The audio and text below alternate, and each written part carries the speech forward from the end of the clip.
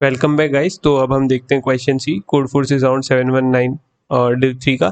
तो पहले मैं क्वेश्चन बता देता हूँ। क्वेश्चन ये है कि किन्हीं भी दो नंबर्स को एडजेसेंट हम तब मानते हैं जब उनका एब्सोल्यूट डिफरेंस 1 हो, मतलब डिफरेंस की एब्सोल्यूट वैल्यू 1 हो। ठीक है। और हमें करना क्या है, क्वेश्चन में ये है कि n क्रॉस n मैट्रिक्स दी हुई है, उसको 1 to n स्क्वायर से 1 से लेके n स्क्वायर तक सारे एलिमेंट से भरना है।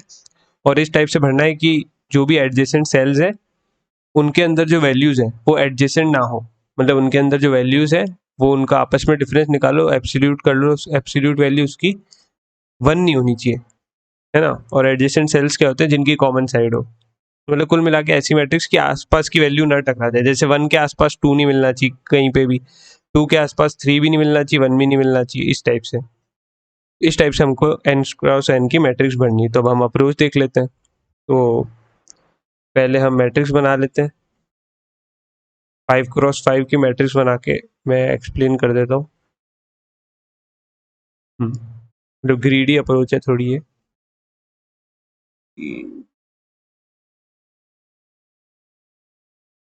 हम्म तो अब मैं भर रहा हूँ। तो पहले मैं यहाँ से भरना चालू करता हूँ 1। ठीक है, यहाँ पे सपोज करते हैं 1 भर देते हैं। तो अभी 2 यहाँ नहीं भर सकते, यहाँ नहीं भर सकते। तो ऐसे ही मतलब मैं आपको एक सजेस्ट करता हूँ कि आप इस टाइप से भरो कि यहाँ पर 2 भर देते हैं। तो 2 को 1 से कोई दिक्कत नहीं, और 1 को भी सिर्फ 2 से ही दिक्कत, ही कोई दिक्कत नहीं है। अब 3 जो है उसको और आगे भर दो। 3 यहाँ भर देते हैं यार। तो 2 को ना 3 से दिक्कत है, अब ना 1 से। 1 वाली दिक्कत तो अपन पहले ही सॉल्व करके आए, है ना। तो वैसे ही 3 के लिए 2 वाली दिक्कत तो पहले ही सॉल्व करके आए, 4 के लिए सोचना है। 4 तो वैसे भी अगली रो में जा रहा है तो कोई दिक्कत ही नहीं है, अगली रो के यहाँ वाले में डाल दो, है ना। फिर 5 जो है वापस एक ब्लॉक छोड़ के यहाँ डाल दो। 6 जो है यहाँ डाल दो। 7 यहाँ डाल दो। 8 9 सॉरी, यहाँ 8, यहाँ 9, यहाँ 10, 11, 12, 13। हाँ, तो इस टाइप से हमने भर दिया। तो अभी अभी तक में किसी को कोई दिक्कत नहीं है, क्योंकि एडजेसेंट एलिमेंट्स का हर बार अपन जुगाड़ से सही करते जा रहे हैं उनको, है ना। तो इस टाइप से अगर मैं भरूँ, मतलब भर किसी भी तरीके से सकते हो, उसमें कोई दिक्कत नहीं, लेकिन इस टाइप से मैंने ऐसा सोचा है कि यार ये ट्रिक ट्राई करके देखते हैं क्या ये वर्क करेगी। तो वैसे मैंने ऐसा भर दिया कि यार हर एक को दूर से दूर रखने की कोशिश करिए। इतना भी दूर नहीं, मतलब इस टाइप से दूर कि भाई कोई दिक्कत ना हो। तो इस टाइप से मैंने अरेंज कर दिया है ना। अभी अभी मैं क्या बोल रहा हूँ, 14 को यहाँ रख दो। अब 14 को आसपास वालों से कोई दिक्कत नहीं होगी, क्योंकि आसपास वाले सारे ऑलरेडी भर चुके हैं, पहली बात तो ये। और दूसरी बात कि किसी ना किसी बड़ी वैल्यू से ही भरे, मतलब किस आसपास वाले जो भी भरे हुए हैं छोटी वैल्यू से भरे, मतलब वो जो इसको हम भरने वाले हैं वो बड़ी वैल्यू है, क्योंकि अभी तक तो वो आई नहीं थी, इसका मतलब वो बड़ी वैल्यू है। और पहले की 3 ऑलरेडी आ चुकी है, इसका मतलब वो वैसे ही छोटी वैल्यू है। तो छोटी मतलब इतनी छोटी कि डिफरेंस 1 ना हो। 3 क्रॉस 3 लेके भी देख लेना, डिफरेंस 1 नहीं होगा, क्योंकि इस टाइप का 3 का ब्लॉक बनेगा ही। और ये वाला जो एलिमेंट होगा वो यहाँ से दूर होगा, मतलब इस वाले से हर से दूर होगा, मतलब एडजेसेंट एलिमेंट्स जो है, मतलब डिफरेंस 1 नहीं आएगा, एडजेसेंट तो पक्का नहीं होगा। आप करके भी देख लेना, और ऐसा ही होगा भी। उसकी दिक्कत ही नहीं है वैसे भी। अपने को तो 13 से बचना था, 13 से बच के आ गए, तो 14 को कोई दिक्कत ही नहीं है। और 1 2 4 तो पहले ही खुश थे, उनको भी कोई दिक्कत नहीं है।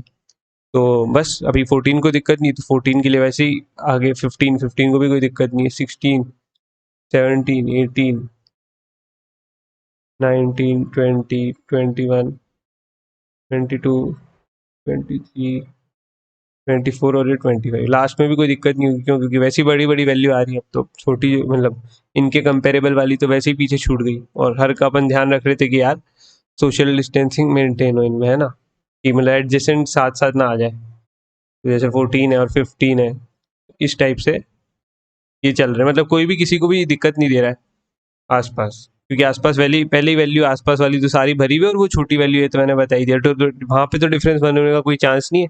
और पिछली वाली वैल्यू से तो वैसे भी दो दो के, मतलब वहां से तो बचने का चांस नहीं। ये तो एक प्रूफ हो गया। और एक और प्रूफ ये भी कह सकते हैं कि यार पिछली वाली वैल्यू से तो अपन हमेशा बचते हुए आ रहे हैं। कैसे? जैसे 13 है तो पिछली वाली वैल्यू से बचना है, मतलब पिछली वाली वैल्यू से तो बच गए 12 से, आगे वाली वैल्यू को भी बचाना है। तो 14 हमने फर्स्ट रो में डाल दिया, तो 13 तो बच गया 14 से, तो 13 तो हर जगह से बच गया। 12 बचा वही था, पहले ही बता दिया मैंने।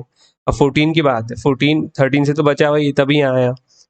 15 से भी बच गया, क्यों? क्योंकि एक ब्लॉक छोड़ के डाल रहे हैं और वही ब्लॉक खाली भी है, तो वैसे ही 14 का भी कोई दिक्कत नहीं। 15 को भी वैसे ही पहले जैसे डाल रहे हैं, एडजेसेंट एलिमेंट ऑलरेडी भरे हुए हैं, वो तो वैसे ही छोटे हैं और डाल भी इस टाइप से रहे हैं कि वैसे ही एडजेसेंट ना आ पाए, तो 15 भी बच गया।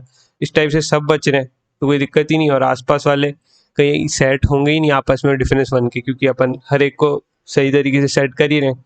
तो मतलब दो प्रूव हो गए, एक तो कि यार यहाँ पे बड़ी वैल्यू आ जाएगी और आसपास वालों को ऑलरेडी अपन ने ढक रखा है, तो डिफरेंस 1 हो ही नहीं पाएगा।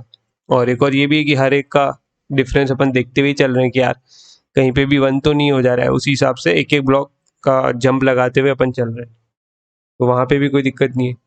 जब दिक्कत है ही नहीं, कहीं पे डिफरेंस 1 होगा ही नहीं, हम ये गारंटी से कह सकते हैं, क्योंकि हमने अरेंज ही इस टाइप से किया है। और हमें कोई भी एक सोल्यूशन ढूंढना था तो हमने ये ढूंढा, और इसको हमने देख भी लिया कि यार कैसे ये सही आ रहा है, क्यों ये सही आ रहा है, क्योंकि हमने पूरी व्यवस्था करी कि कोई दिक्कत ना हो। सो यार दैट्स इट। अभी अपन वो देख लेते हैं, कोड देख लेते हैं।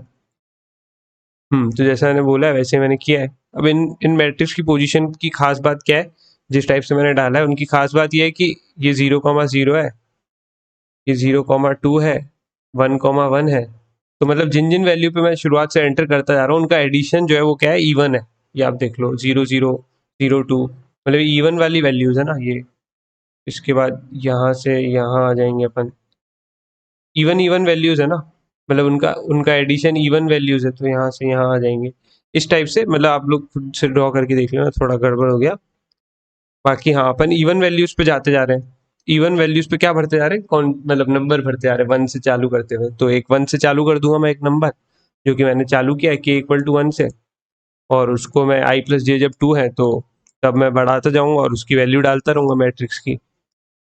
मतलब जो मैंने बताया तरीका उस टाइप से भरेंगे कैसे, वो मैं इम्प्लीमेंट कर रहा हूँ। तो वैसे ही अगर ऑड है तो भी वही करते जाओ, ऑड है तो बाद में भरो, पहले अपन इवन भर रहे थे फिर ऑड भर रहे थे, तो वही मैंने किया, पहले इवन भरी फिर ऑड भर दिए, और ये तो भरने का। और हाँ, एक और बात ये ध्यान रखनी, n = 1 है तो आंसर 1 आएगा, n = 2 है तो दिक्कत है। क्या दिक्कत है वो भी देख लेते हैं। n = 2 है, यहाँ पे क्या अपन क्या कर रहे थे, पहले एक का जंप ले रहे थे। अब एक का जंप ले ही नहीं पाएंगे क्योंकि यहाँ ब्लॉक की खत्म है, चलो तो आपने कहा 1 है, 2 को एक का जंप लेना है, तो यहाँ यहाँ नहीं हो पाएगा, चलो फिर यहीं कर लो।